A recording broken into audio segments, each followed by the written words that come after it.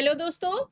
आगामी आरओ की प्रीलिम्स परीक्षा को ध्यान में रखकर शुरू की गई एक और नई क्रैश कोर्स सीरीज में मैं शिवानी आप सभी का हार्दिक स्वागत करती हूँ। आज से हम कर रहे हैं भौतिक एवं रसायन विज्ञान की नई क्रैश कोर्स सीरीज शुरू। भौतिक विज्ञान मतलब कि फिजिक्स और रसायन विज्ञान मतलब कि केमिस्ट्री। तो भौतिक विज्ञान को हम लगभग 3 लेक्चर में खत्म करेंगे और केमिस्ट्री को यानी रसायन विज्ञान को हम लगभग 2 लेक्चर में खत्म करेंगे। तो टोटल 5 लेक्चर में आपकी ये सीरीज भी कंप्लीट हो जाएगी। और इस साइंस सीरीज से पहले पॉलिटी, हिस्ट्री, ज्योग्राफी, एनवायरनमेंट और यूपी स्पेशल की क्रैश कोर्स सीरीज कंप्लीट हो चुकी है। तो आप चैनल की प्लेलिस्ट से जाकर बाकी के क्रैश कोर्स सीरीज भी देख सकते हैं। तो कि इस क्रैश कोर्स सीरीज की हम शुरुआत करते हैं। और अगर आप इंटरेस्टेड हैं इस वीडियो का पीडीएफ लेना चाह रहे हैं अगर आप, तो आप यूपीपीसीएस 1 के द्वारा चलाए जा रहे आरओ के टेस्ट सीरीज बैच को ज्वाइन कर सकते हैं। और इस टेस्ट सीरीज बैच में आपको जीएस के सभी सब्जेक्ट की पीडीएफ बिल्कुल फ्री में उपलब्ध कराई जाएंगी। अगर आप इंटरेस्टेड हैं तो आप इस दिए गए नंबर पर व्हाट्सएप कांटेक्ट कर सकते हैं। नंबर है 9415950206। तो आज से हम शुरुआत कर रहे हैं फिजिक्स की यानी कि भौतिक विज्ञान की। तो भौतिक विज्ञान के बारे में वैसे तो बहुत वास्ट है ये सब्जेक्ट, लेकिन हम सिर्फ प्रीवियस ईयर क्वेश्चन को ध्यान में रखते हुए फैक्ट्स को देखेंगे। यानी कि पिछले वर्षों में जो भी क्वेश्चंस पूछे गए हैं भौतिक विज्ञान के बारे में, उनसे रिलेटेड सारे फैक्ट्स हम इस क्रैश कोर्स सीरीज में खत्म करेंगे। ठीक है, तो पूरा वीडियो देखिएगा लास्ट तक और इसके साथ ही जो भी क्वेश्चन पूछे जाए उनके आंसर्स आप जरूर कमेंट किया करिए। चलिए, तो पहला हमारा टॉपिक है मात्रक या इकाई यानी कि यूनिट्स जिसको कहते हैं। तो देखिए, फिजिक्स में जो भी चीज़ों को जो भी क्या बोलते हैं, किसी भी यूनिट का मतलब किसी भी का चीज के मापने के लिए एक यूनिट की आवश्यकता होती है। जैसे कि सपोज करिए कि हमें कोई चीज खरीदनी है, जैसे कि हमें कोई तरल पदार्थ खरीदना है, कोई लिक्विड परचेस करना है, तो हम क्या करते हैं, उसे लीटर में बताएंगे। ठीक है, तो लीटर क्या हो गई, लिक्विड के यूनिट हो गई। इसी तरह से अगर हमें कोई सॉलिड चीज खरीदनी है तो हम उसका वेट किलोग्राम में मीजर करते हैं। जैसे कि मान लीजिए लोहा खरीदना है तो लोहे का वेट किलोग्राम में मीजर किया जाएगा, ना कि लीटर में। ठीक है, तो हर पर्टिकुलर फिजिकल चीज की एक यूनिट होती है। तो हम देख लेते हैं कि कौन से टर्म के लिए कौन से यूनिट का प्रयोग किया जाता है। तो सबसे पहले आती है शक्ति। शक्ति मतलब कि पावर। तो पावर का जो फॉर्मूला होता है वो होता है कार्य बटे समय। ठीक है, वर्क अपॉन टाइम होता है, power equals to work upon time. तो कार्य का जो यूनिट होती है वो होती है जूल, और समय की जो यूनिट होती है वो होती है सेकेंड। ठीक है, तो समय का मापन, समय की जो एसआई यूनिट होती है वो क्या होती है, वो होती है सेकेंड। ठीक है, समय की यूनिट घंटा या मिनट नहीं होती, एसआई यूनिट समय की होती है सेकेंड। तो इस तरह से शक्ति यानी कि पावर की यूनिट क्या हो गई, जूल बटे सेकेंड यानी कि जूल पर सेकेंड हो गई। ठीक है, तो ये याद रखिएगा। और शक्ति क्या होती है, तो अगर डेफिनेशन की बात करें तो शक्ति या विद्युत शक्ति वह दर होती है जिस पर कोई कार्य किया जाता है। ठीक है, या ऊर्जा संचारित होती है। इस तरह से शक्ति की डेफिनेशन और मेन जो चीज है याद रखने वाली वो है इसका formula P equals to W upon T। ठीक है, तो यूनिट क्या हो गई, इसकी यूनिट हो गई जूल प्रति सेकेंड, और जूल प्रति सेकेंड को ही वाट के नाम से भी जाना जाता है। ठीक है, तो वाट या जूल प्रति सेकेंड एक ही चीज है। नेक्स्ट आता है कार्य। कार्य क्या होता है, कार्य होता है कि किसी वस्तु पर हम बल लगाएं और वो बल के कारण वस्तु अपनी जगह से मूव कर जाए। ठीक है, अपनी जगह से हिल जाए, तो इस स्थिति में कार्य माना जाएगा। लेकिन अगर वस्तु वैसी की वैसी रखी है तो उसे कार्य नहीं माना जाएगा। ठीक है, तो जब किसी वस्तु पर बल लगाकर विस्थापन उत्पन्न किया जाता है, विस्थापन मतलब एक जगह से दूसरी जगह पर जाना, तो विस्थापन उत्पन्न किया जाता है, तो बल द्वारा किया गया कार्य बल और बल की दिशा में विस्थापन के गुणनफल के बराबर होता है। ठीक है, तो ये याद रखिएगा। इसका मतलब क्या है?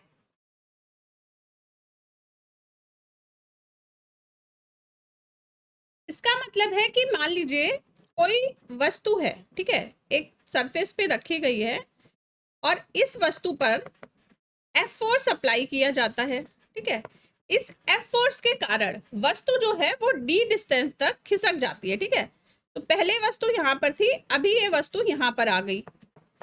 तो इस प्रकार से ये जो डी डिस्टेंस इसने कवर की है, वस्तु ने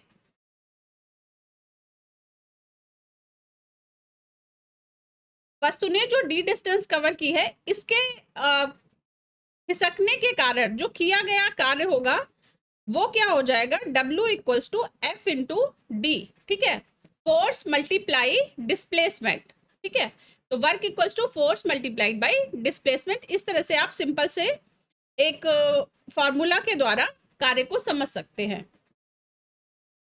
अब कार्य जो है वो एक अदिश राशि है। देखिए, राशियां दो तरह की होती है, एक तो सदिश राशि जिनमें दिशा इंक्लूड होती है, और एक होती है अदिश राशि जिसमें की दिशा इंक्लूड नहीं होती है। तो कार्य क्या है? कार्य एक अदिश राशि है और कार्य का मात्रक होता है न्यूटन मीटर। ठीक है, न्यूटन मीटर को शॉर्ट में क्या कहते हैं? जूल भी कहा जाता है। ठीक है, तो अभी हमने क्या देखा था? इससे पहले पावर, शक्ति देखा था। शक्ति का मात्रक होता था जूल पर सेकंड। जूल पर सेकंड को वाट कहा जाता था, और कार्य का मात्रक होता है न्यूटन मीटर। न्यूटन मीटर को जूल कहा जाता है। ठीक है, तो कंफ्यूज नहीं होना है जूल में और वाट में।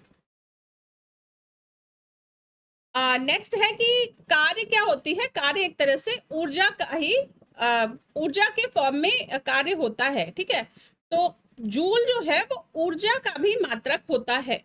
ठीक है, तो ये याद रखिएगा कि जूल कार्य का भी मात्रक है और जूल ऊर्जा का भी मात्रक है। नेक्स्ट हम देख लेते हैं प्रकाश वर्ष यानी कि लाइट ईयर। तो लाइट ईयर क्या होता है? लाइट ईयर जो होता है वो, अब देखिए नाम से ऐसा लग रहा है कि ये ईयर आ रहा है, कि ये दिन या टाइम से रिलेटेड है ना? लेकिन प्रकाश वर्ष टाइम से रिलेटेड यूनिट नहीं होती है। ये क्या होती है? ये डिस्टेंस का एक मापने का तरीका है। ठीक है, तो प्रकाश वर्ष होती है कि प्रकाश के द्वारा यानी कि लाइट के द्वारा एक वर्ष में जितनी दूरी तय की जाती है उसे क्या कहा जाता है? प्रकाश वर्ष कहा जाता है। और प्रकाश वर्ष कितने मीटर के बराबर होता है? तो ये याद रखिएगा कि एक प्रकाश वर्ष बराबर होता है 9.46 मल्टीप्लाइड बाई 10 की पावर 15 मीटर के बराबर। ठीक है, तो ये याद रखिएगा।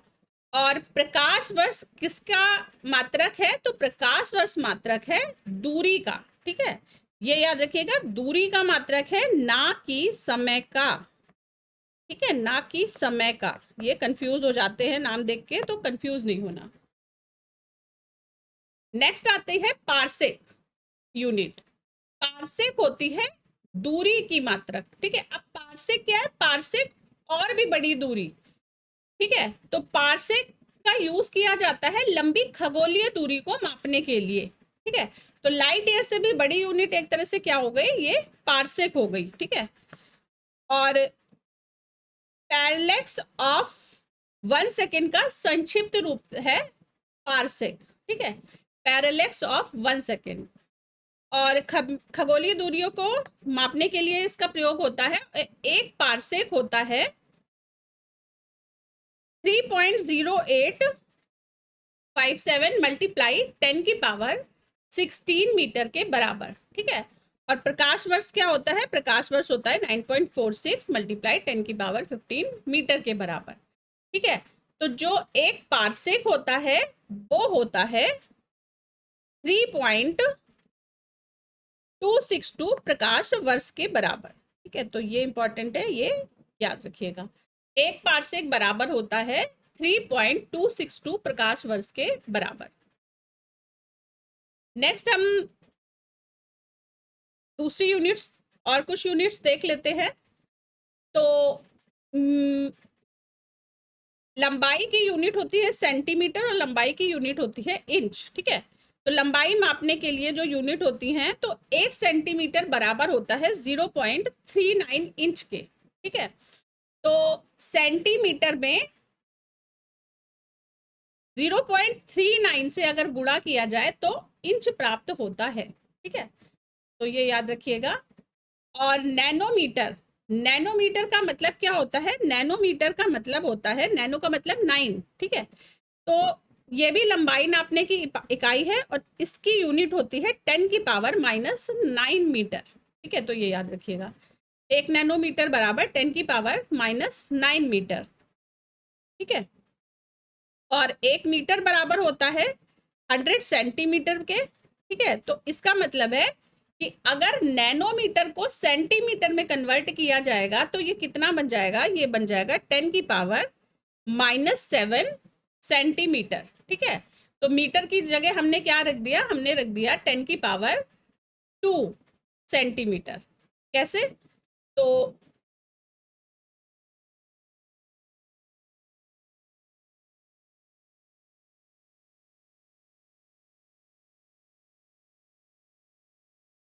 क्या था? 1 नैनोमीटर बराबर था 10⁻⁹ मीटर के, ठीक है। 10⁻⁹ मीटर के। अब 1 मीटर होता है 100 सेंटीमीटर के बराबर। अब इस मीटर की जगह हमने क्या लिख दिया? 10⁻⁹ और 100 सेंटीमीटर लिख दिया, ठीक है। 100 को क्या लिख सकते हैं? 10⁻2 लिख सकते हैं। तो ये हो गया 10⁻⁹ मल्टीप्लाई 10⁻2 सेंटीमीटर हो गया, ठीक है। अब पावर जब मल्टीप्लाई होती है, दो सेम बेस के नंबर को मल्टीप्लाई किया जाता है तो पावर आपस में ऐड हो जाती हैं, ठीक है। ये आपने मैथ में पढ़ा होगा। तो यहाँ पे क्या हो जाएगा? 10⁻⁹ और +2 हो जाएगा, ठीक है। तो ये क्या हो जाएगा? -9 और +2 क्या बन जाएगा? 10⁻⁻7 सेंटीमीटर, ठीक है। इस तरह से 1 नैनोमीटर जो है वो 10⁻⁻7 सेंटीमीटर के बराबर हो जाएगा, ये याद रखिएगा, ठीक है। तो ये हो गया 10⁻⁻7 सेंटीमीटर। नेक्स्ट माइक्रोन, माइक्रोन का मतलब होता है 10⁻⁻6 मीटर। नैनोमीटर का 10⁻⁻9 मीटर मतलब था, माइक्रोन का मतलब है 10⁻⁻6 मीटर। और इसे म्यू से, ठीक है, ये साइन होता है माइक्रोन का, म्यू से इसे प्रदर्शित किया जाता है। और 1 माइक्रोन कितने सेंटीमीटर के बराबर होता है? तो ये होता है 10⁻⁻4 सेंटीमीटर के बराबर, ठीक है। तो ये याद रखिएगा।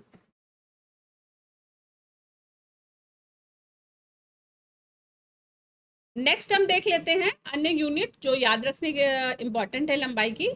तो माइक्रोन का मतलब होता है 10⁻⁻6 मीटर, नैनोमीटर होता है 10⁻⁻9 मीटर, एंगस्ट्रॉम होता है 10⁻⁻10 मीटर और फर्मी होता है 10⁻⁻15 मीटर, ठीक है। तो फर्मी, एफ से फर्मी, फा से फर्मी और फा से 15 हो गया। तो माइक्रोन -6, नैनो -9, एंगस्ट्रॉम -10 और फर्मी -15 मीटर होता है, ठीक है। तो ये याद रखिएगा। नेक्स्ट हम देख लेते हैं मेगावाट। मेगावाट यूनिट होती है बिजली के मापने की, ठीक है। तो बिजली का मापन किस में होता है? मेगावाट में होता है। और यह इकाई यूज की जाती है विद्युत उत्पादन केंद्र में, ठीक है। तो उत्पादन केंद्र में यूज की जाती है। अब मेगा का मतलब क्या होता है? मेगा का मतलब होता है 10⁶, ठीक है। तो मेगा का मतलब होता है 10⁶। अब देखिए, आपने जैसे नॉर्मली देखा होगा घरों में, तो घरों में जो अप्लायंसेस होते हैं वो क्या होते हैं? वो वाट में होते हैं, ठीक है। तो प्रीवियस ईयर में एक क्वेश्चन पूछा गया था कि मेगावाट की बिजली कहाँ पर मापी जाएगी? तो घरों में यूज के लिए मापी जाएगी या उत्पादन केंद्र में मापी जाएगी? तो इसका आंसर होता है उत्पादन केंद्र में मेगावाट में बिजली मापी जाती है और घरों में जो हम यूज करते हैं उसे किलोवाट में मापा जाता है, ठीक है। तो जो हमारे बिजली के, जैसे आपने मीटर देखे होंगे, तो बिजली के मीटर कैसे लगते हैं? 5 वाट के मीटर लगते हैं, ठीक है, 5 किलोवाट के। तो घरों में बिजली किलोवाट में मापी जाती है और उत्पादन केंद्रों में किस में मापी जाती है? ये मापी जाती है मेगावाट में, ठीक है। नेक्स्ट हम कुछ अन्य राशियां और उनके यूनिट देख लेते हैं, उनकी इकाई देख लेते हैं। तो त्वरण यानी कि एक्सीलरेशन, एक्सीलरेशन की यूनिट होती है मीटर पर सेकंड स्क्वायर, ठीक है। बल यानी कि फोर्स, फोर्स की यूनिट होती है न्यूटन, ठीक है। कृत कार्य मतलब कि वर्क, वर्क की यूनिट होती है जूल। आवेग, आवेग की यूनिट होती है न्यूटन सेकंड, ठीक है। तो कार्य मल्टीप्लाइड बाय टाइम क्या होता है? आवेग होता है, ठीक है। वर्क मल्टीप्लाइड टाइम आवेग होगा, तो न्यूटन सेकंड इसकी यूनिट होती है। नेक्स्ट त्वरण यानी कि एक्सीलरेशन क्या होता है? तो कोई वस्तु किसी एक पर्टिकुलर स्पीड से चल रही है और वो उसकी स्पीड में पर सेकंड क्या चेंज हो रहा है, कितना चेंज हो रहा है, इसे एक्सीलरेशन बोलते हैं, ठीक है। तो अगर वस्तु अपना वेग बदल रही है तो एक्सीलरेशन क्या हो जाएगा? बढ़ता जाएगा, ठीक है, पॉजिटिव होगा। अगर कांस्टेंट स्पीड से कोई वस्तु चल रही है तो एक्सीलरेशन क्या हो जाएगा? जीरो। एक्सीलरेशन मतलब स्पीड में परिवर्तन, उसकी चाल में परिवर्तन, ठीक है। तो चाल में परिवर्तन क्या कहलाता है? त्वरण कहलाता है, एक्सीलरेशन कहलाता है। नेक्स्ट होता है, नेक्स्ट है एक्सीलरेशन का, जो एक्सीलरेशन की यूनिट क्या होती है? तो एक्सीलरेशन की यूनिट होती है, एक्सीलरेशन को ए से डिनोट किया जाता है और इसकी यूनिट होती है मीटर पर सेकंड स्क्वायर, ठीक है। मीटर पर सेकंड स्क्वायर यूनिट होती है। नेक्स्ट आता है बल, बल यानी कि फोर्स, फोर्स का यूनिट होती है न्यूटन, हम देख चुके हैं। आवेग यानी कि इम्पल्स, इम्पल्स की न्यूटन सेकंड, कार्य की जूल, दाब यानी कि प्रेशर, प्रेशर की एसआई यूनिट होती है पास्कल, ठीक है, ये याद रखिएगा। तो प्रेशर की पास्कल होती है। और सीजीएस में दाब की यूनिट होती है डाइन। तो एसआई और सीजीएस दो यूनिट्स हैं जो कि स्टैंडर्ड यूनिट्स बताती हैं किसी भी क्रिया के मापन के लिए, ठीक है। इसमें एक एसआई यूनिट है, एसआई यूनिट में पास्कल है दाब की जो यूनिट है, और सीजीएस में आता है सेंटीग्राम सेकंड, सीजीएस मतलब सेंटीग्राम सेकंड, और एसआई में क्या रहता है? मीटर रहता है, किलोग्राम रहता है और सेकंड रहता है यूनिट में, ठीक है। तो सीजीएस में मात्रक होता है डाइन, बल का मात्रक। नेक्स्ट हम यूनिट देख लेते हैं। तो कार्य की जूल, बल की न्यूटन और द्रव्यमान की यानी कि मास की क्या होती है? किलोग्राम यूनिट होती है। नेक्स्ट देख लेते हैं कि शक्ति यानी कि पावर का मात्रक होता है जूल पर सेकंड और इसे वाट कहा जाता है।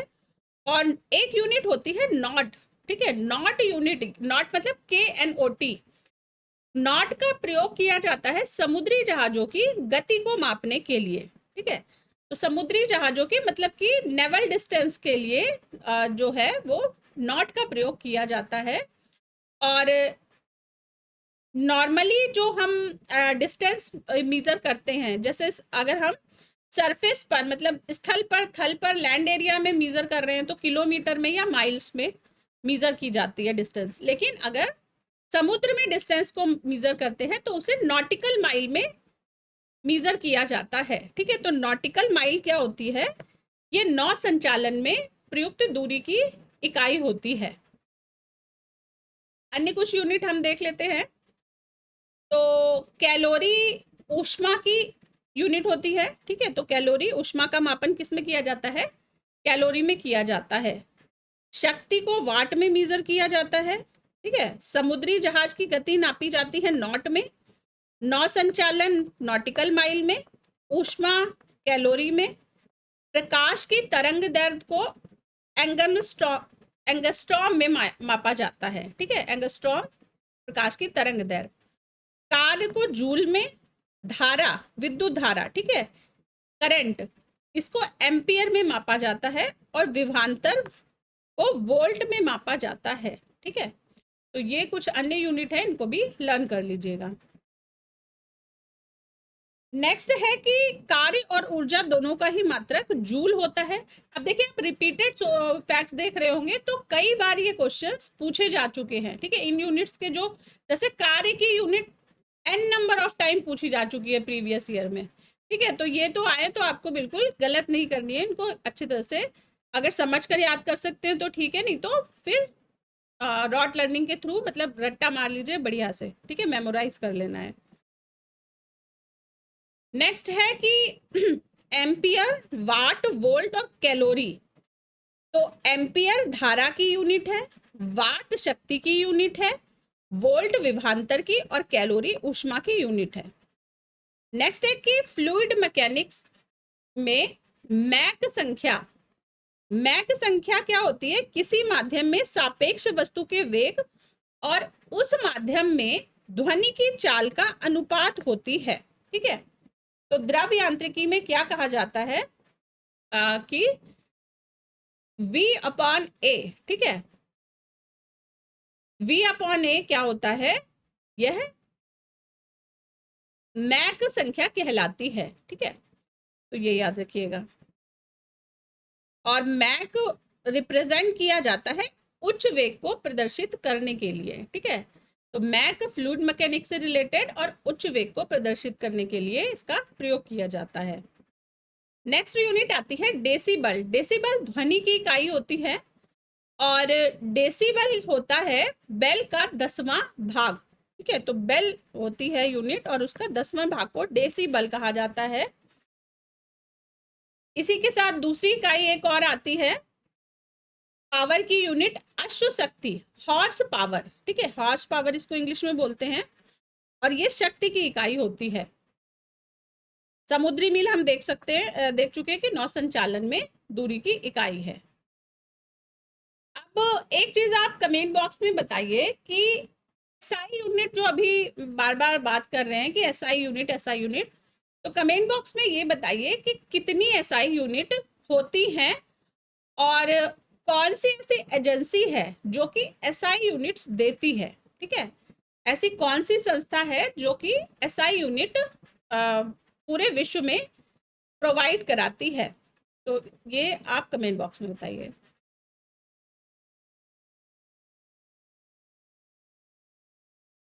नेक्स्ट देख लेते हैं कि सेल्सियस किसको मापने का मात्रक होता है? सेल्सियस टेम्परेचर को, ताप को मापने का मात्रक होता है और एक अश्व शक्ति 746 वाट के बराबर होती है, ठीक है। तो एक हार्स पावर जो कि शक्ति की इकाई है, ये 746 वाट के इक्वल होती है और ध्वनि की प्रबलता को डेसिबल में मापते हैं, ठीक है। तो डेसिबल क्या होती है? ध्वनि की को मापने की इकाई होती है। नेक्स्ट हम देख लेते हैं ऊष्मा। ऊष्मा को कैलोरी, जूल और अर्ग में मापा जाता है, ठीक है। कैलोरी, जूल या अर्ग को, अर्ग में ऊष्मा को मापा जाता है और ऊष्मा ऊर्जा का ही एक रूप होता है और जब ऊर्जा एक पिंड से दूसरे पिंड में तापांतर के कारण स्थानांतरित होती है तो स्थानांतरित होने वाली ऊर्जा ऊष्मा कहलाती है, ठीक है। तो ये डेफिनेशन है, ये भी याद रखिएगा। नेक्स्ट कुछ अन्य मात्राएं और उनके मात्रक देख लेते हैं। तो लेंस की क्षमता को मापा जाता है डायोप्टर में, ठीक है। तो जो लेंस होते हैं ना, जैसे हमारे ग्लासेस होते हैं, जो चश्मे होते हैं, उनके लेंस की क्षमता मापी जाती है डायोप्टर में। दबाव या दाब, ठीक है, प्रेशर को नापा जाता है पास्कल में। ऊष्मा को जूल, कैलोरी या अर्ग में, ठीक है। तो ये याद रखिएगा। नेक्स्ट, रेडियो एक्टिव पदार्थ की सक्रियता, इसको मापा जाता है, रेडियो एक्टिव पदार्थ की सक्रियता का मापन किया जाता है बैकरल में, ठीक है। तो एसआई प्रणाली में बैकरल में, और दूसरे इसको पहले किस यूनिट में मापा जाता था? तो पहले इसको क्यूरी में मापा जाता था, ठीक है। और क्यूरी जो यूनिट है रेडियो एक्टिविटी मेजरमेंट की, वो नॉन एसआई यूनिट है, ठीक है। तो वो एसआई यूनिट नहीं है। एसआई यूनिट क्या है रेडियो एक्टिविटी मापने की? ये है बैकरल, ठीक है। तो ये याद रखिएगा। नेक्स्ट विद्युत विभव देख लेते हैं हम। विद्युत विभव एक अदिश राशि है, ठीक है। तो ये इंपॉर्टेंट है कि अदिश राशि है और विद्युत विभव का एसआई मात्रक होता है जूल पर कूलम, ठीक है। तो J/C, तो याद रख लीजिएगा, जूल पर कूलम क्या होता है, एसआई यूनिट होती है विद्युत विभव को मापने की। और विद्युत क्षेत्र सदिश राशि होता है, जबकि विद्युत विभव एक अदिश राशि होती है, ठीक है। तो ये दोनों में डिफरेंस है, याद रखिएगा। देखिए बहुत ज्यादा डेप्थ में नहीं जा रही हूँ क्योंकि यूनिट का चैप्टर है, तो बस आपको मेनली यूनिट्स याद रखनी है, ठीक है। अभी एक एक चीज को एक्सप्लेन करने लग गए तो पूरा पूरा चैप्टर है एक एक टॉपिक पे, कि कार्य को समझने लग गए पूरे डिटेल में, या विद्युत विभवांतर को समझने लग गए, तो वो फिर एक टॉपिक ही शुरू हो जाएगा और उसके लिए एक ही लेक्चर सफिशिएंट रहेगा, ठीक है। तो हम शॉर्ट में जस्ट यूनिट्स को कंप्लीट करते चल रहे हैं, क्योंकि ये एक क्रैश कोर्स सीरीज है और फाउंडेशन कोर्स नहीं है, ठीक है। तो क्रैश कोर्स सीरीज है, तो हमें क्विक रिवीजन टाइप फैक्ट्स को लेकर चलना है। तो इसी तरह से हम क्लास को कंटिन्यू करेंगे। नेक्स्ट आती है बैरल।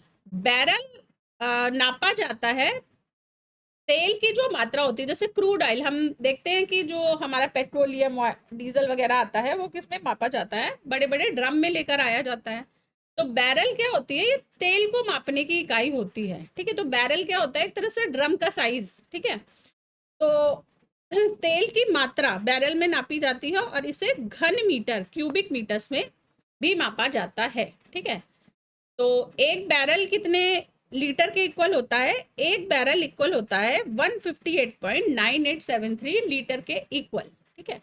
तो ये याद रखिएगा। नेक्स्ट अन्य इकाई हम देख लेते हैं। तो क्यूसेक इकाई होती है प्रवाह की दर की, ठीक है, प्रवाह की दर की। बाइट कंप्यूटर की होती है, ठीक है। तो गीगाबाइट, मेगाबाइट, किलोबाइट, ये तो पता ही होगा। तो ये कंप्यूटर की इकाई होती है। रिक्टर होती है भूकंप की तीव्रता को मापने की इकाई। और दाब यानी कि प्रेशर को मापने के लिए बार यूनिट का प्रयोग किया जाता है, ठीक है। तो बार होती है दाब को मापने की इकाई। नेक्स्ट अभी हमने देखी थी कि प्रवाह को दर को मापने के लिए क्यूसेक का प्रयोग किया जाता है, क्यूसेक यूनिट। क्यूसेक का फुल फॉर्म क्या होता है, क्यूसेक का फुल फॉर्म होता है क्यूबिक फीट पर सेकेंड, ठीक है। तो इस तरह से कि एफ क्यूब पर सेकेंड होता है, फीट क्यूब पर सेकेंड जल प्रवाह की दर को मापने का इकाई होती है। नेक्स्ट है कि कंप्यूटर के संबंध में बाइट डिजिटल सूचना की एक इकाई होती है, ठीक है। और रिक्टर भूकंप की तरंगों को मापने का एक पैमाना होता है, ठीक है। तो रिक्टर क्या होता है, भूकंप की तीव्रता का मापन रिक्टर स्केल पर किया जाता है। और एक बार जो है, बार दाब की इकाई होती है और 100 किलो पास्कल के बराबर होता है बार, ठीक है। तो ये याद रखिएगा। नेक्स्ट हम सोनार देख लेते हैं। सोनार का फुल फॉर्म होता है साउंड नेविगेशन एंड रेंजिंग, ठीक है। सोनार का प्रयोग किया जाता है गहरी, जो समुद्र में गहराई का मापन करने के लिए, ठीक है। और मेनली सोनार की सहायता से डूबी हुई वस्तुओं का पता लगाया जाता है और इसमें पराश्रव्य तरंगों को यूज किया जाता है, ठीक है। उच्च आवृत्ति की पराश्रव्य तरंगों का यूज किया जाता है सोनार के लिए। नेक्स्ट हम देख लेते हैं एनीमोमीटर। एनीमोमीटर वायु के वेग के मापन के लिए यूज होता है। बैरोमीटर यूज होता है वायुमंडलीय दाब के मापन के लिए। हाइड्रोमीटर यूज होता है लिक्विड के डेंसिटी मापन के लिए, ठीक है। लिक्विड कोई भी द्रव या जल के घनत्व को मापने के लिए हाइड्रोमीटर। तो हाइड्रा का मतलब क्या होता है, हाइड्रा जल के लिए यूज किया जाता है, तो जल से रिलेटेड, ठीक है। विंड वेन होता है वायु की दिशा को बताने के लिए। टैक्योमीटर होता है क्षैतिज दूरियों, लंबवत उन्नयनों और दिशा के त्वरित मापन के लिए, ठीक है। तो ये याद रखिएगा। एनीमोमीटर होता है वायु की चाल के लिए, स्पीड ऑफ एयर।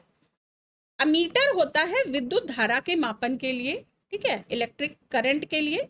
और पायरोमीटर होता है हाई टेम्परेचर यानी कि उच्च ताप के लिए, ठीक है।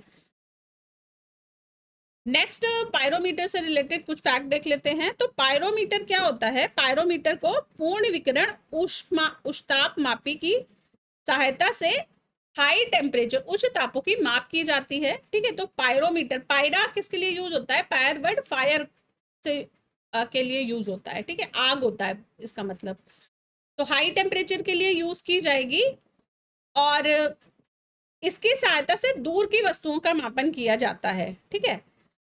और पायरोमीटर से 800 डिग्री सेंटीग्रेड से ऊपर का टेम्परेचर यूजुअली मेजर किया जाता है। और कम ताप पर क्यों नहीं होता है? क्योंकि पायरोमीटर जो होता है वो विकिरण को मापता है, ठीक है। तो 800 डिग्री सेंटीग्रेड से अगर नीचे का ताप रहता है, टेम्परेचर रहता है, तो वो वस्तु रेडिएशन उत्पन्न नहीं करती, विकिरण उत्पन्न नहीं करती। और अगर विकिरण उत्पन्न नहीं करेगी वस्तु तो ये मेजरमेंट कर ही नहीं पाएगा, ठीक है।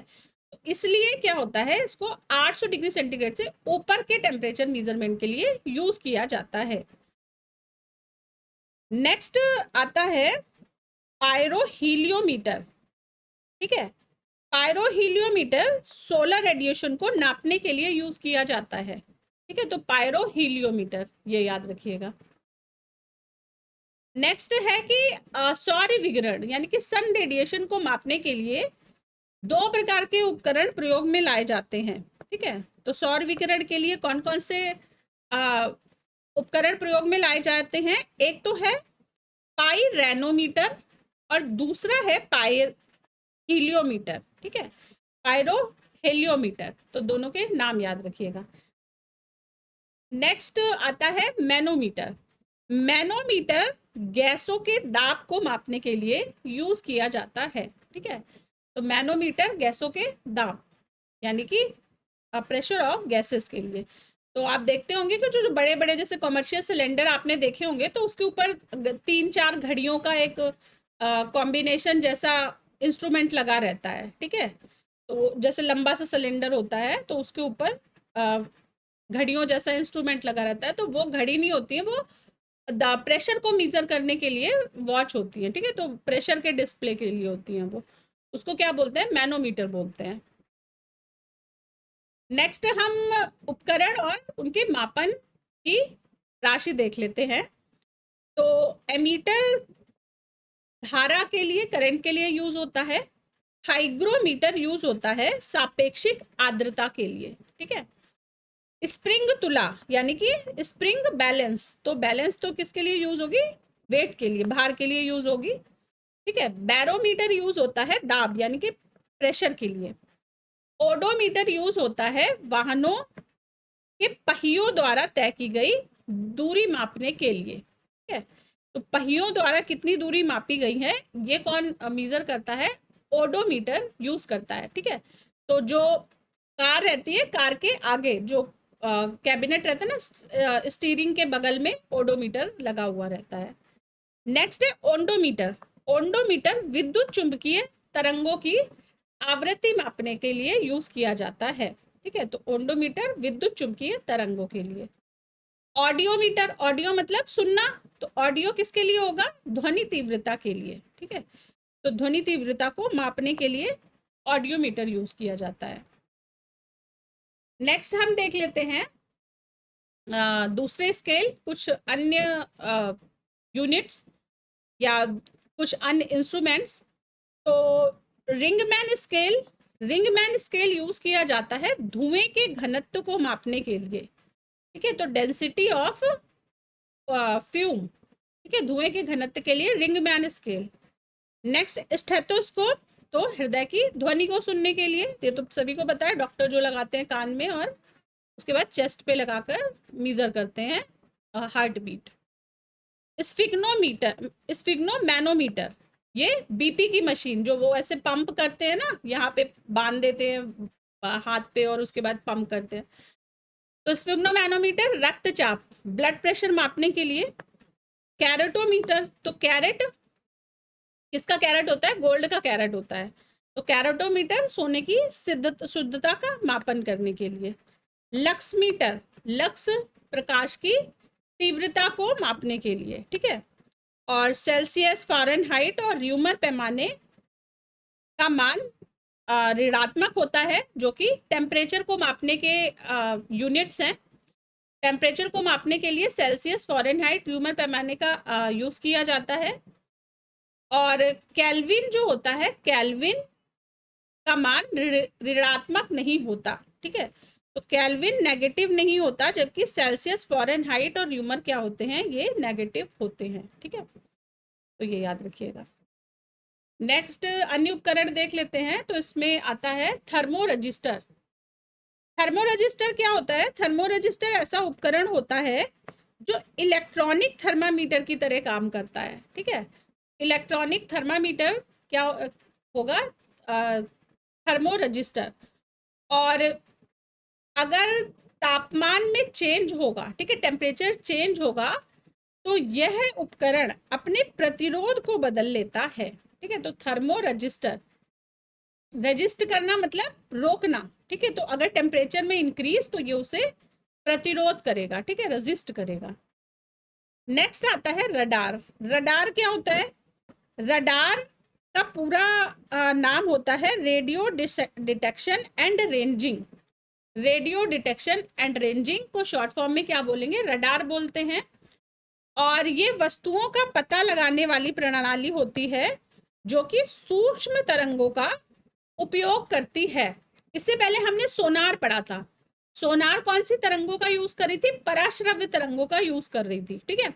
और रडार क्या यूज करती है? रडार सूक्ष्म तरंगों का उपयोग करती है और इसके द्वारा रेडियो तरंगों के माध्यम से दूर की वस्तुओं की स्थिति, ऊंचाई, दिशा और गति का ज्ञान लगाया जाता है, ठीक है। तो ये याद रखिएगा रडार के बारे में इंपॉर्टेंट फैक्ट्स।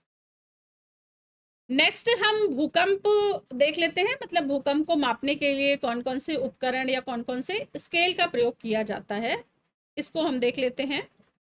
तो एक स्केल होता है रिक्टर स्केल। रिक्टर स्केल भूकंप के परिणाम को मापने के लिए यूज किया जाता है, यह पैमाना है।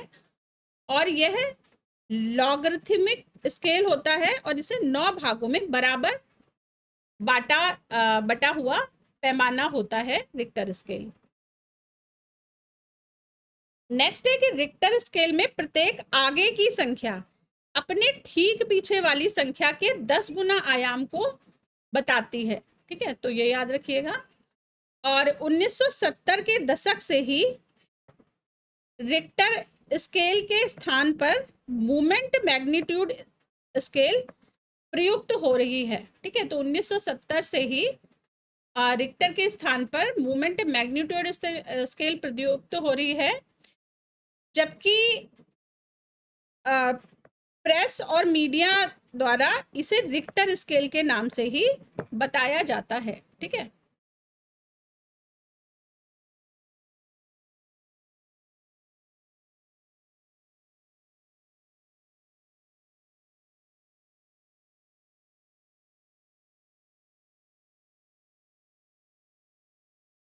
भूकंप के मापन के लिए अन्य स्केल है मर्केली, ठीक है। दूसरा स्केल है मर्केली स्केल। तो मर्केली से भी भूकंप की तीव्रता का मापन किया जाता है और इसके परिणाम को सिस्मोग्राफ के माध्यम से रिक्टर स्केल या मोमेंट मैग्नीट्यूड स्केल पर निर्धारित किया जाता है, ठीक है। तो ये याद रखिएगा। और परीक्षा में जब प्रश्न पूछे जाते हैं तो भूकंप की तीव्रता से इसका आशय होता है भूकंप की शक्ति से, ठीक है। तो कितने पावर का या कितने इंटेंसिटी का भूकंप आया, इस तरह से परीक्षा में प्रश्न पूछे जाते हैं। अब हम रिक्टर पैमाना देख लेते हैं। तो रिक्टर पैमाना क्या होता है? रिक्टर पैमाना भूकंपीय लहरों का आयाम और भूकंप का परिमाण मापने के लिए प्रयोग होता है। सिस्मोग्राफ, सिस्मोग्राफ क्या होता है? जो जैसे भूकंप आया तो वो इस तरह से जिगजैग टाइप का एक ग्राफ उत्पन्न करती है मशीन, ठीक है। तो ये भूकंपीय तरंगों के संसूचन एवं मापन हेतु प्रयोग किया जाता है, ठीक है। अल्टीमीटर क्या होता है?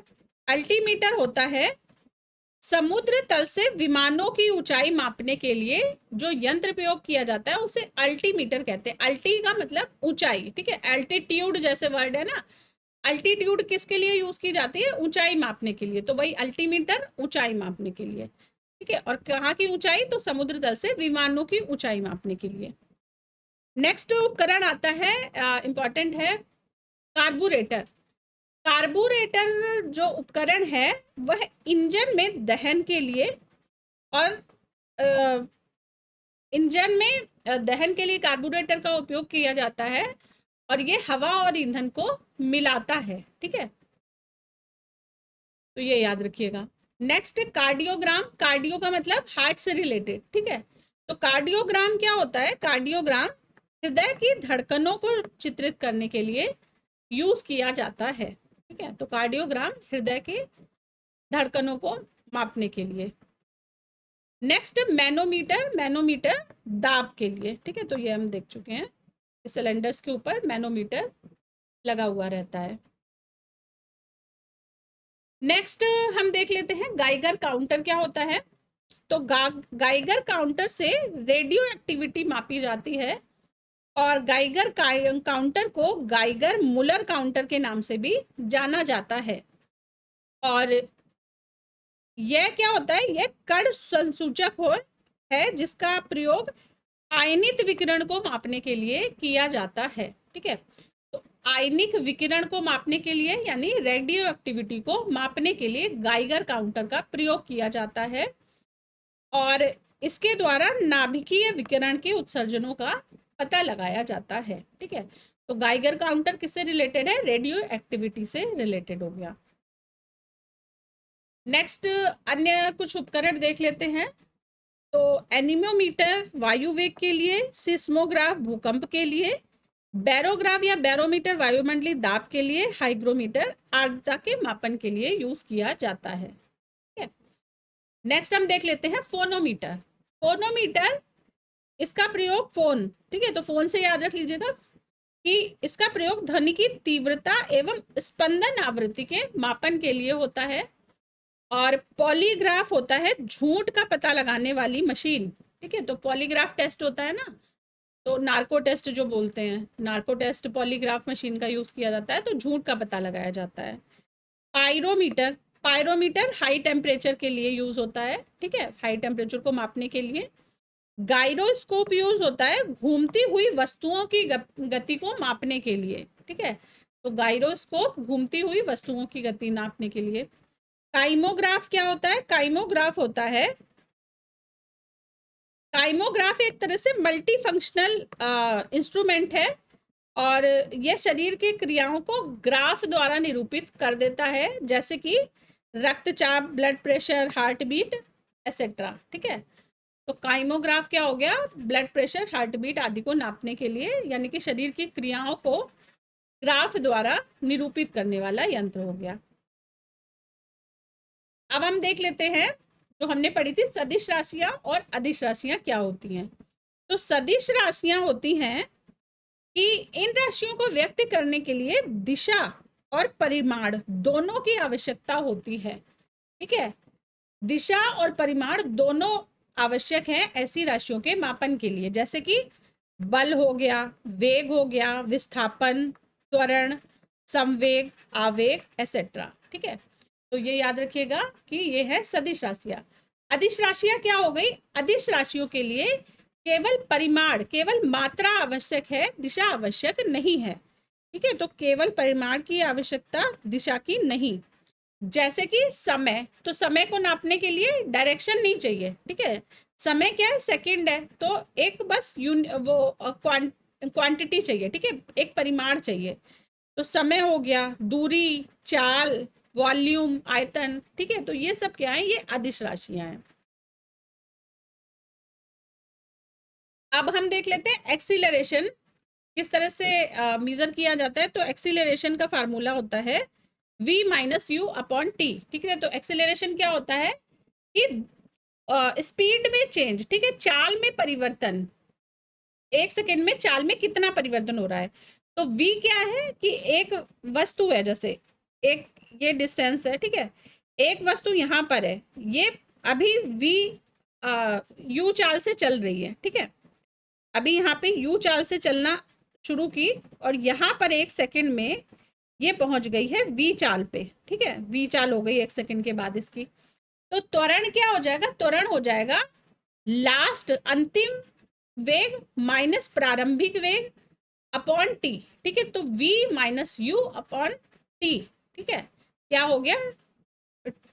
यहाँ पे लिख लो, 1 सेकेंड लिखना था, ठीक है। तो v minus you upon T क्या हो गया? ये एक्सीलरेशन हो गया, ठीक है। तो ये याद रखिएगा। नेक्स्ट हम देख लेते हैं अभिकेंद्रीय बल और अपकेंद्रीय बल क्या होते हैं। तो अभिकेंद्रीय बल होता है कि अगर कोई वस्तु है और वो सर्कुलर पाथ में रोटेट मूव कर रही है, ठीक है। जैसे आपने एक मौत का कुआं होता है, मौत का कुआं का गेम अक्सर मेले में लगा रहता है, ठीक है। तो उसमें क्या कहते हैं, वो मोटरसाइकिल से यूं यूं चक्कर लगाते हैं कुएं के अंदर, ठीक है। तो इस तरह का जो बल होता है, जब कोई वस्तु सर्कल में चक्कर लगाती है, सर्कुलर पाथ में मूव करती है, तो उसके सेंटर की तरफ एक बल कार्य करता है। इस बल को क्या कहते हैं? अभिकेंद्रीय बल कहा जाता है, ठीक है। और इसके अगर अभिकेंद्रीय बल नहीं है तो वो वस्तु गिर जाएगी और वो वृत्ताकार मार्ग पर नहीं चल सकती, ठीक है। तो ये याद रखिएगा। नेक्स्ट आता है अपकेंद्रीय बल। अपकेंद्रीय बल क्या होता है? अपकेंद्रीय बल होता है जो बल बाहर की ओर कार्य करे, ठीक है, सेंटर से बाहर की ओर। जैसे कि आपने वो देखा होगा मैरी गो राउंड, ठीक है, एक बच्चों का झूला होता है जिसमें एक चक्का जैसा लगा रहता है और उसमें मतलब कई घोड़े जैसे टंगे रहते हैं स्ट्रिंग से और बच्चे उस पर बैठ जाते हैं। जब वो घूमता है तो वो बाहर की तरफ को निकलते हैं, ठीक है, बच्चे यूं बाहर की तरफ को झूले से निकलते हैं। तो वो क्या है? वो अपकेंद्रीय बल का उदाहरण हो गया, ठीक है। तो बाहर की ओर जो बल लग रहा है वो अपकेंद्रीय बल हो गया। और ये बल क्या होता है? इसे छंद बल या जड़त्वीय बल भी कहा जाता है।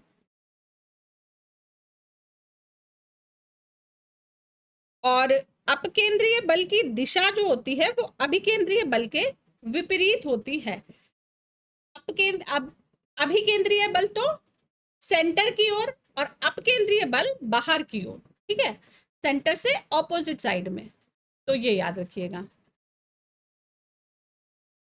और कौन सी मशीन कार्य करती है अपकेंद्रीय बल पे? तो जैसे कपड़े सुखाने की मशीन हो गई, ठीक है। तो जब वॉशिंग मशीन में कपड़े डालते हैं तो वो घूमती है और वो पानी बाहर की तरफ फेंकती है, ठीक है। तो वो अभिकेंद्रीय अपकेंद्रीय बल लग रहा है।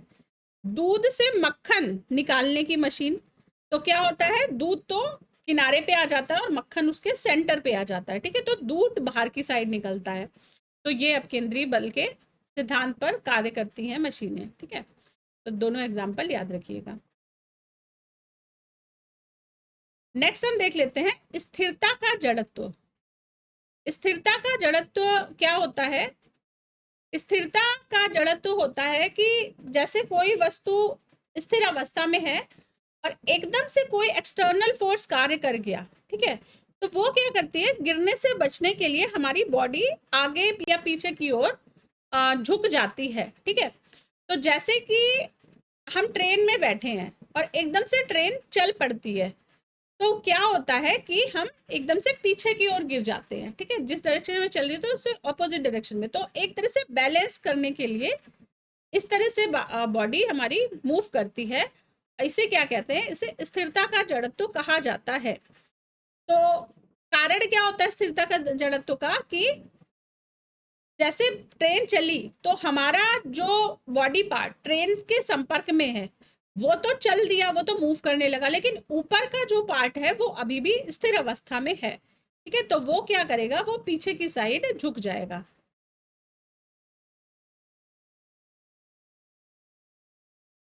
नेक्स्ट हम देख लेते हैं न्यूटन के गति के नियम। तो न्यूटन ने 3 नियम दिए थे गति के। और न्यूटन क्या थे? न्यूटन ने 1687 ईस्वी में अपनी पुस्तक प्रिंसिपिया में सबसे पहले गति के नियमों को दिया था। ठीक है, तो न्यूटन्स लॉ ऑफ मोशन भी इनको बोलते हैं।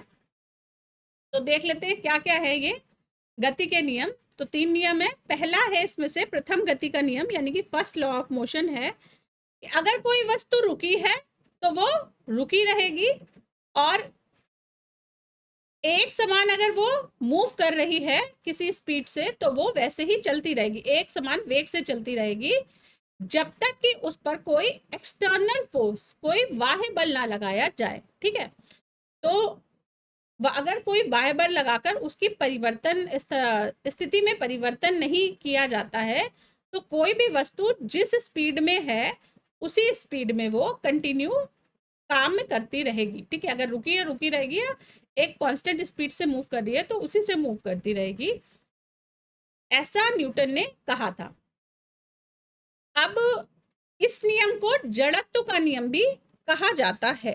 ठीक है, इस प्रथम नियम को गैलीलियो का नियम या जड़त्व का नियम के नाम से भी जाना जाता है, और इसके अनुसार कहा जाता है कि बाह्य बल के अभाव में कोई भी वस्तु अपनी विराम अवस्था या समान गति की अवस्था को बनाए रखने की प्रवृत्ति रखती है, और इसे जड़त्व कहा जाता है। ठीक है, नेक्स्ट बल देख लेते हैं कि फोर्स क्या होता है। जो न्यूटन ने कहा था कि बल ना लगाया जाए, तो बल क्या होता है? तो बल ऐसा कारक होता है जो किसी वस्तु की प्रारंभिक अवस्था में परिवर्तन कर देता है। ठीक है, परिवर्तन कर देता है या करने की चेष्टा करता है, और बल सदिश राशि होती है और बल का एसआई मात्रक होता है न्यूटन। नेक्स्ट संवेग देख लेते हैं। तो संवेग क्या होता है? संवेग होता है m मल्टीप्लाई v। ठीक है, अगर किसी वस्तु के द्रव्यमान और वेग को मल्टीप्लाई कर दिया जाए तो उसे संवेग कहते हैं, और संवेग जो है वह सदिश राशि है, और संवेग का मात्रक होता है किलोग्राम मीटर पर सेकेंड। ठीक है, तो किलोग्राम द्रव्यमान का मात्रक हो गया और मीटर पर सेकेंड वेग का मात्रक हो गया, तो दोनों को मल्टीप्लाई कर दिया तो किलोग्राम मीटर पर सेकेंड मात्रक बन गया। नेक्स्ट हम सेकेंड लॉ ऑफ मोशन देख लेते हैं न्यूटन का, द्वितीय गति नियम। द्वितीय गति नियम में न्यूटन कहते हैं कि किसी वस्तु के संवेग में परिवर्तन, संवेग अभी हमने देखा m/v, तो किसी वस्तु के संवेग में परिवर्तन की दर उस वस्तु पर आरोपित बल के समानुपाती होती है। ठीक है, तो जितना फोर्स लगाया जाएगा उसका प्रोपोर्शनल होगा m मल्टीप्लाई v, और संवेग परिवर्तन बल की दिशा में होता है। ठीक है, और प्रथम नियम जो है वह दूसरे नियम का ही एक पार्ट है न्यूटन का। तो इसके अनुसार जो फार्मूला निकल कर आता है वो निकल कर आता है F equals to m multiply a। ठीक है, force equals to mass multiply acceleration. ठीक है, तो ये फार्मूला याद रखिएगा, न्यूटन के सेकेंड लॉ का फार्मूला है। नेक्स्ट आता है थर्ड लॉ, तृतीय गति का नियम। इसके अनुसार न्यूटन कहते हैं कि प्रत्येक क्रिया के बराबर और लेकिन विपरीत दिशा में प्रतिक्रिया होती है। ठीक है, तो हर क्रिया की प्रतिक्रिया होती है उसके बराबर और विपरीत दिशा में। जैसे कि एग्जाम्पल है इसके कि अगर बंदूक से कोई गोली चलाता है तो चलाने वाले को पीछे की ओर धक्का लगता है, या नाव से किनारे पर कूदने पर नाव को पीछे की ओर धक्का देते हैं। ठीक है, तो नाव पीछे की ओर हट जाती है। और रॉकेट को उड़ाने के लिए भी क्या होता है, जो विपरीत दिशा में फोर्स अप्लाई करना पड़ता है। ठीक है, तो ये कुछ एग्जाम्पल हैं। नेक्स्ट हम देख लेते हैं भूतापीय ऊर्जा। भूतापीय ऊर्जा होती है सूर्य द्वारा उत्पन्न। ठीक है,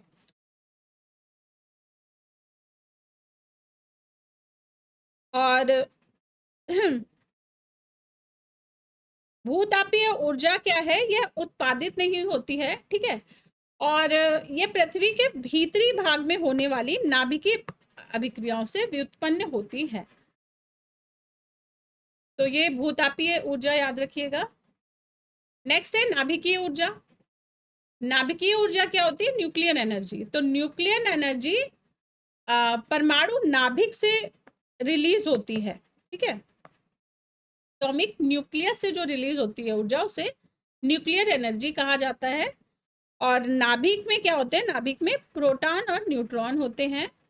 और नाभिकीय ऊर्जा दो विधियों से रिलीज होती है, एक तो नाभिकीय विखंडन और दूसरा नाभिकीय संलयन, ठीक है। तो जैसे सूर्य से ऊर्जा आ रही है, तो सूर्य की ऊर्जा है जो वो नाभिकीय संलयन द्वारा उत्सर्जित हो रही है, ठीक है। तो संलयन का मतलब है जब दो नाभिक जुड़ते हैं तो संलयन, और अगर नाभिक टूटकर ऊर्जा रिलीज कर रहा है तो वो विखंडन, ठीक है। तो ये याद रखिएगा कि नाभिक के जुड़ने से जो ऊर्जा रिलीज हो रही है वो नाभिकीय संलयन की ऊर्जा हो गई, और जो नाभिकों को टूटने से ऊर्जा रिलीज हो रही है वो नाभिकीय विखंडन की ऊर्जा हो गई। तो इसे क्या बोलेंगे इंग्लिश में, विखंडन को फिजन और संलयन को फ्यूजन, ठीक है। नेक्स्ट पवन ऊर्जा देख लेते हैं। तो पवन ऊर्जा क्या है, पवन मतलब वायु से जो ऊर्जा उत्पन्न हो रही है, तो बहती हुई वायु से उत्पन्न ऊर्जा को पवन ऊर्जा कहते हैं। और पवन ऊर्जा के लिए पवन चक्कियों को लगाया जाता है, और पवन चक्कियों के द्वारा गतिज ऊर्जा, ठीक है, जो मूव करा गति, पवन क्या करेगी, चक्कियों को घुमा देगी, ठीक है, जो पंखे लगे रहेंगे उनको घुमा देगी, तो गतिज ऊर्जा आ गई, ठीक है, पंखों में। और उससे फिर क्या है, उससे बिजली बनाई जाएगी। तो गतिज ऊर्जा यांत्रिक ऊर्जा में परिवर्तित हो जाती है पवन चक्कियों के द्वारा, ठीक है, ये याद रखिएगा। और इसके साथ ही हम देख लेते हैं ऊर्जा के पारंपरिक और गैर पारंपरिक स्रोत।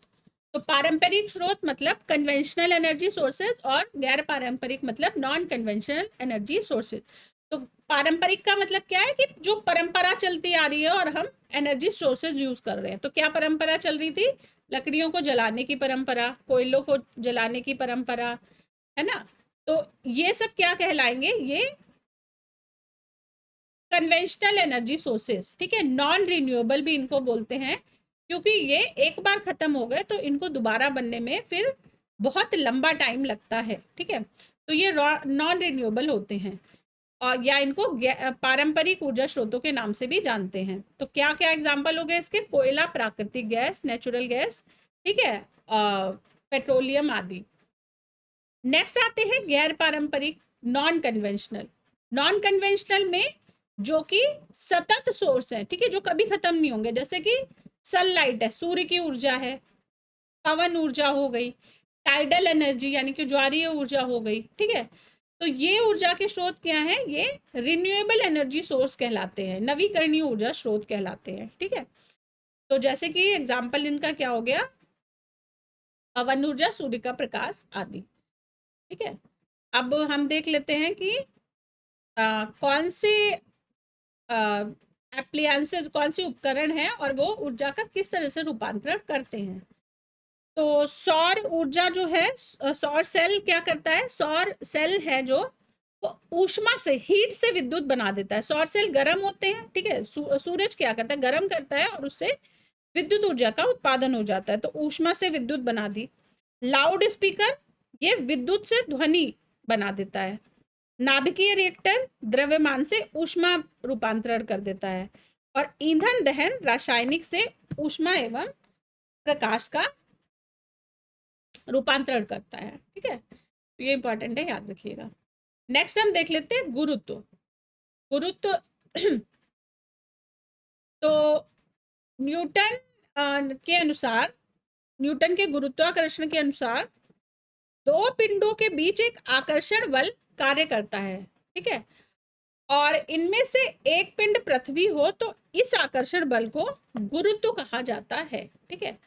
तो ये याद रखिएगा कि जो भी आकर्षण बल होगा दो पिंडों के बीच, मतलब दो पिंड है तो उनमें आकर्षण बल कार्य करता है। और अगर पृथ्वी इसमें से एक पिंड है और दूसरा अन्य पिंड है तो इसे क्या कहेंगे, फिर इसे गुरुत्व कहलाते हैं, ठीक है। तो गुरुत्व वह आकर्षण बल होता है जिससे पृथ्वी किसी चीज को अपनी ओर खींचती है, ठीक है। तो पृथ्वी किसी वस्तु को अपने केंद्र की ओर खींचती है, उसे क्या बोलेंगे, गुरुत्वाकर्षण बल बोलेंगे। और इस बल के कारण, गुरुत्व के कारण जो त्वरण, जो एक्सीलरेशन उत्पन्न होता है उसे गुरुत्व जनित त्वरण कहते हैं। तो नॉर्मल जो एक्सीलरेशन होता है उसे हम ए से डिनोट करते हैं और गुरुत्वाकर्षण को हम जी से डिनोट करते हैं, ठीक है। और जी की जो वैल्यू होती है, ग्रेविटी की जो वैल्यू होती है वो होती है 9.8 मीटर पर सेकेंड स्क्वायर, ठीक है। तो ये याद रखिएगा। और जी जो होती है, ठीक है, ये कांस्टेंट होती है, ये वस्तु के रूप, आकार, द्रव्यमान आदि पर निर्भर नहीं करती, ठीक है। तो जी की वैल्यू कांस्टेंट होगी 9.8 मीटर पर सेकेंड स्क्वायर। नेक्स्ट कुछ फैक्ट्स हैं कि इसमें से पहला है कि पीसा की झुकी हुई मीनार गिरती नहीं है, ठीक है। क्यों नहीं गिरती है? क्योंकि इसके गुरुत्व केंद्र से जो लाइन जा रही है, गुरुत्व केंद्र से ऊर्ध्वाधर लाइन है, वो तल के अंदर रहती है, ठीक है। अगर वो थोड़ी और टिल्ट हो गई और उसके गुरुत्वाकर्षण की जो लाइन है वो तल के बाहर हो गई तो फिर वो बिल्डिंग गिर जाएगी, ठीक है। तो वो अभी क्या है, बिल्डिंग बैलेंस्ड है, ठीक है। तो गुरुत्व केंद्र क्या होता है? गुरुत्व केंद्र वो होता है जहां पर वस्तु का संपूर्ण द्रव्यमान सकेंद्रित होता है, ठीक है। तो कोई भी वस्तु पृथ्वी पर किसी भी पोजीशन में है, स्टैंडिंग पोजीशन में या किसी में, तो उसमें एक गुरुत्व बल कार्य करता है जिसके कारण वो गिरता नहीं है। और जब हम लड़खड़ाते हैं तो कभी कभी होता है ना कि कोई लड़खड़ा कर गिर जाता है, उसके कंडीशन में क्या होता है कि गुरुत्व केंद्र, हाँ, जो है वो तल के ऊर्ध्वाधर लाइन से हमारे बाहर चला जाता है, ठीक है। तो जो हमारे फीट की लाइन है उससे बाहर चला जाएगा गुरुत्व केंद्र, और वो क्या है, फिर हम गिर जाते हैं, ठीक है। नेक्स्ट है कि कोई वस्तु तभी तक स्थिर रहेगी जब तक गुरुत्व केंद्र से जाने वाली ऊर्ध्वाधर रेखा उसके तल से होकर गुजरती है, ठीक है। और नहीं गुजरेगी तो फिर वो गिर जाएगी।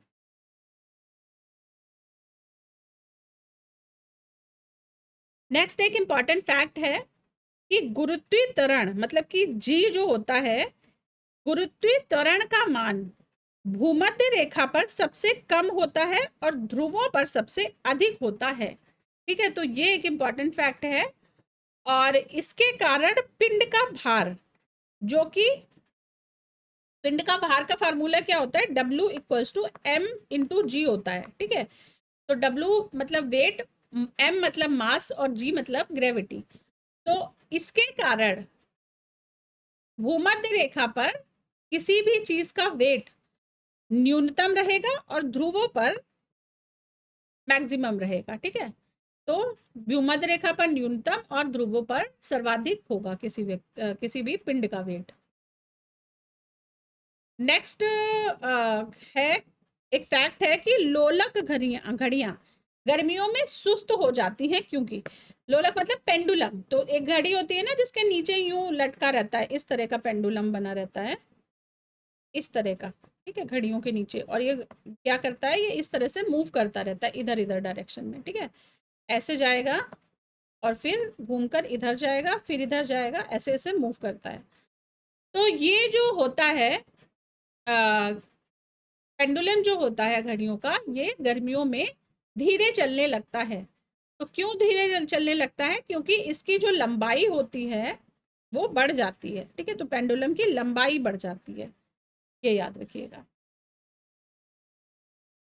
नेक्स्ट फैक्ट है कि अंतरिक्ष यात्री निर्वात में सीधे खड़े नहीं रह सकते हैं, ठीक है।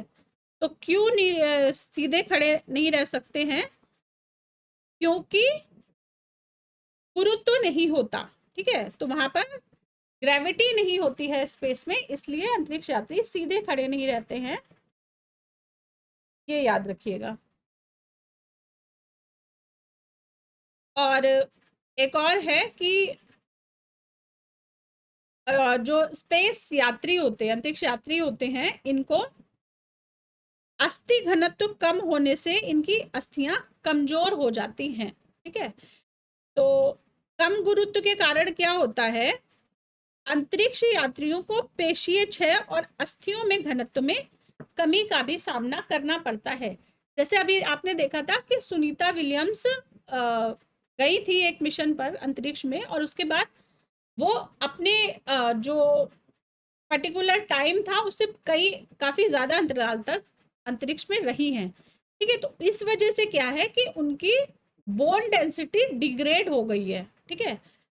तो बोन डेंसिटी डिग्रेड हो गई है अंतरिक्ष में काफी समय तक रहने के कारण। तो ये फैक्ट है, याद रखिएगा।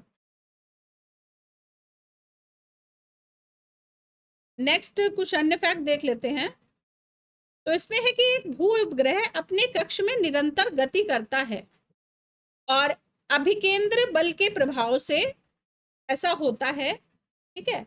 तो जो सैटेलाइट्स होते हैं, भू उपग्रह मतलब जो सैटेलाइट्स होते हैं वो क्या होते हैं, अभिकेंद्रीय बल के प्रभाव से अपने कक्ष में एक सर्कुलर पाथ में रोटेट करते रहते हैं और सर्कुलर मतलब एक पर्टिकुलर सर्कुलर नहीं, एक पर्टिकुलर पार्ट में अर्थ के चारों ओर चक्कर लगाते रहते हैं और पृथ्वी द्वारा उपग्रह पर लगने वाले यह गुरुत्वाकर्षण से अभिकेंद्रीय बल प्राप्त होता है, ठीक है। तो ये याद रखिएगा। और पृथ्वी के चारों ओर जो सैटेलाइट परिक्रमा करते हैं उस पर दो बल कार्य करते हैं। एक तो इसमें से केंद्रीय बल होता है और दूसरा होता है प्रक्षोभ बल, ठीक है। इसमें से हम केंद्रीय बल तो देख चुके हैं कि केंद्रीय बल क्या होता है, पृथ्वी के गुरुत्वाकर्षण बल के कारण होता है। और प्रक्षोभ बल में वायुमंडलीय कर्षण, पृथ्वी की गोलाई में त्रुटि, चंद्र एवं सौर्य के गुरुत्वाकर्षण, खिंचाव, सौर्य विकिरण, दाब आदि से उत्पन्न बल आते हैं, ठीक है। तो ये प्रक्षोभ बल के बारे में याद रखिएगा। नेक्स्ट हम देख लेते हैं केंद्राभिमुखी बल। तो केंद्राभिमुखी बल क्या होता है, जो अगर कोई वस्तु वही है वृत्ताकार मार्ग में चक्कर लगा रही है तो एक बल जो गोलाकार रास्ते में चलने के कारण शरीर पर कार्य करता है, ठीक है। इसे क्या बोलेंगे, इसे केंद्राभिमुखी बल बोलेंगे। जैसे कि उदाहरण है कि अगर गेंद को एक स्ट्रिंग पर स्पिन करते हैं और हमारा हाथ हमेशा गेंद पर एक केंद्राभिमुखी बल लगाता रहता है, ठीक है।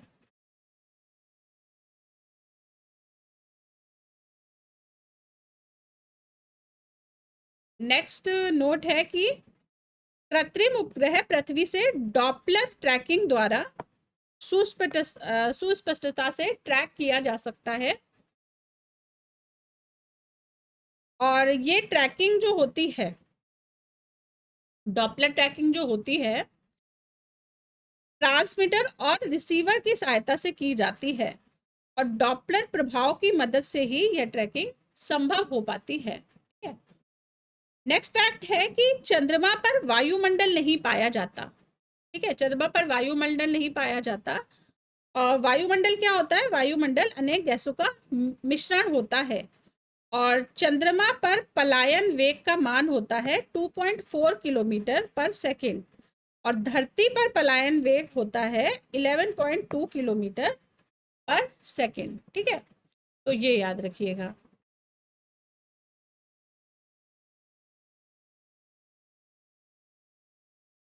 नेक्स्ट हम देख लेते हैं टॉपिक। नेक्स्ट मतलब की क्लास यहीं पे खत्म कर रही हूँ और इसके बाद फिर हम नेक्स्ट लेक्चर नंबर 2 में कष्ट तनाव से इस पीडीएफ को कंटिन्यू करेंगे।